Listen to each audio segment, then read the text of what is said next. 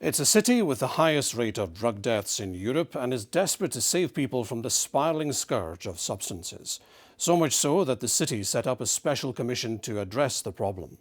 But 1 year on from its damning findings, has anything improved? Well, Lynn Rankin joins us now from Dundee. Lynn, what progress has been made? Well, it depends who you speak to.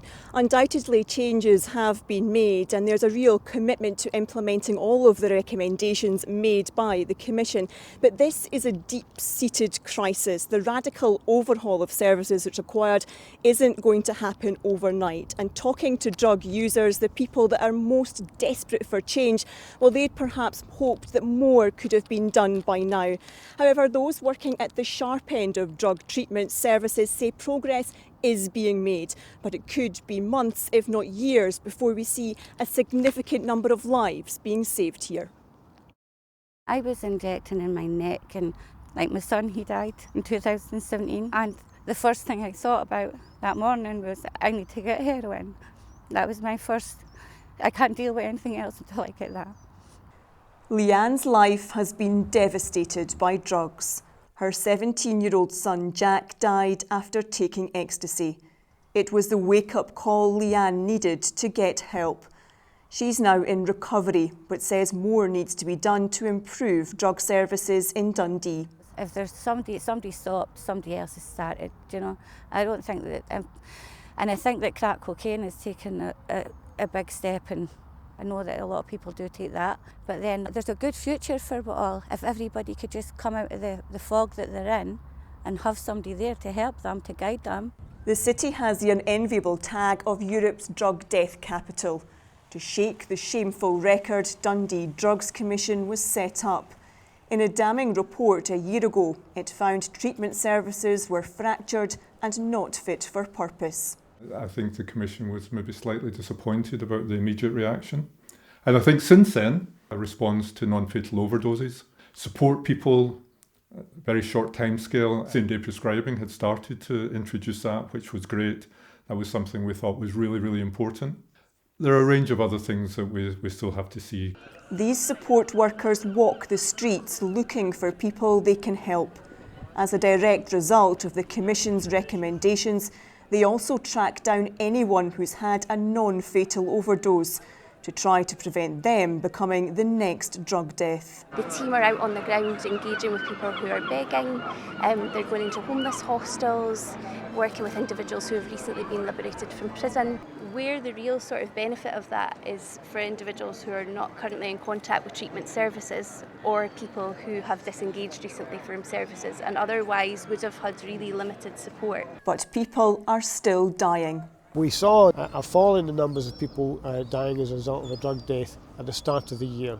COVID, I think, nationally is putting challenges across the whole of Scotland, and we have seen some rise back towards our historic levels. This is obviously a major concern for us. We are looking at what we can do about that. I was on meth for 27 years. Eventually, though, Sharon did break free from drugs, but she had to leave the city to get help at a rehab centre in Aberdeen. I've been clean for 4 years now. I think that Dundee needs something like what a Teen Challenge programme is, where people could come in, be loved. People didn't judge them for what they are and the marks on their bodies and the scars on their face, and help them to start living the life that they're meant to be living in the first place. The warning is there's no quick fix to Dundee's deep-rooted drugs problem, but there is a drive and a determination to make sure far fewer people die in this city. Lynn Rankin, STV News.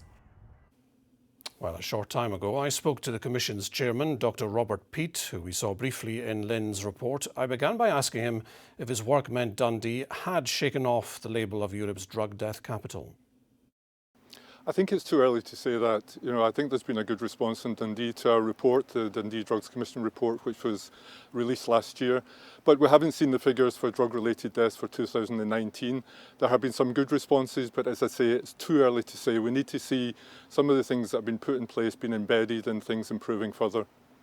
The Commission promised to be bold and brave. Have you been?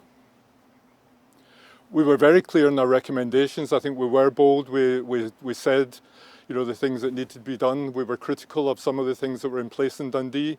You know, they were too slow to respond to people when they were in crisis. We set out what we thought needed to happen, and the initial good response, some things have changed, but actually there's still further work to be done. So we were bold, and we got a good response from the partnership, who accepted all of our recommendations. We need those now all to be acted upon. The head of Scotland's Drugs Death Task Force says it could take 5 years to reverse the country's overdose statistics. How long will you need in Dundee?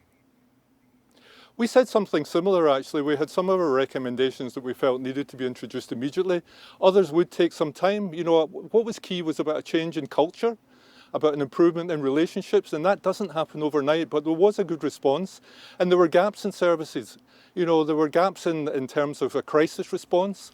We needed better involvement of GPs, and we needed 24-hour support. Those things are not all in place yet, so we need some time, and I think it could take up to 5 years to embed these new ways of dealing with the situation, embed them into practice on a day-to-day basis.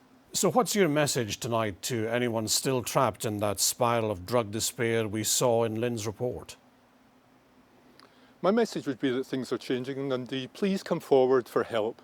You know, if you're at a point of crisis, there are services in place. There are different services. You will get a good response. Some things still need to change, but please come forward and seek help if you need it. Your families, as an individual, you know, points of crisis are really important, and that's when your life can change and you'll get the support that you'll need. Okay, Dr. Robert Peat, thank you for joining us.